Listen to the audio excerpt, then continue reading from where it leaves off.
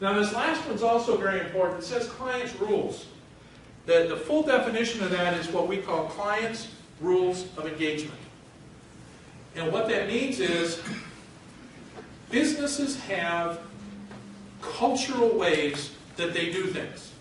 And I'll use my own career. I used to call on Motorola. We all know who they are, someplace around the building here. And I called on Motorola for 5 years. I called on them in Illinois, I called on them in Texas, I called on them here, I called on them in Florida. And the result was always the same. The more smart engineers I brought with me, the bigger the conference room and the longer they talk. Now I'm convinced they actually recorded the conversations, and I wouldn't have cared if they did, but I'm pretty sure they did. And I would always get this phone call about 2 months later. Hey Rick, this is Bob from Motorola. Oh, what am I thinking? I'm a sales guy. What am I thinking? Money! Yeah, this is a deal. And Rick, I want to just tell you, we just loved what you told us. Now, my boat's getting bigger, right? Boat's growing. We loved it so much, we decided to build it ourselves. But there's one piece we can't figure out, and we want to buy that from you real cheap.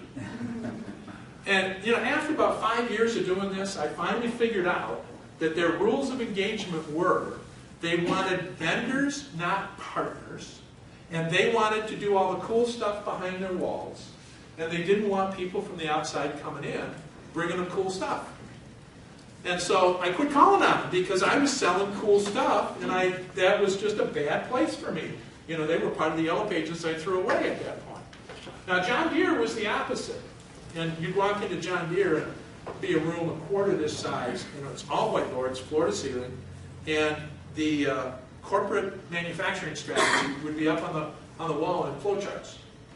And they'd say, well, Rick, I think you could help us with this, and maybe that thing over there.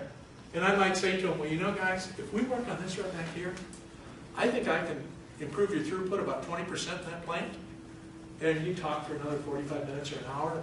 They'd go, okay, let's go try that in the Waterloo plant. And if it works in Waterloo, we'll blow it out through all the rest of the corporation. That was their rules of engagement. They wanted smart partners who came in with ideas and the ability to create cool stuff and deliver on the cool stuff. As a matter of fact, they didn't want just vendors who came in with pieces and parts, because John Deere, if you've ever been to Iowa, where they are, there's just not this huge number of people to employ, and they have a little trouble getting a lot of really high-talented engineers to want to be in Dubuque. And so they want outside vendors who bring a lot of value. So figure out what an ideal customer's rules of engagement are, and now start to look at deals your salespeople are bringing you and say, does that company's rules of doing business fit with us? Because if they don't fit with us, it's highly unlikely you'll get a deal. And if you do get a deal, do you think you'll have any fun? Probably not. So, that's a really important one, because some of us chase companies for a long, long, long time. We never understand why they don't do business with us. What it really is a fundamental difference between their engagement model and ours.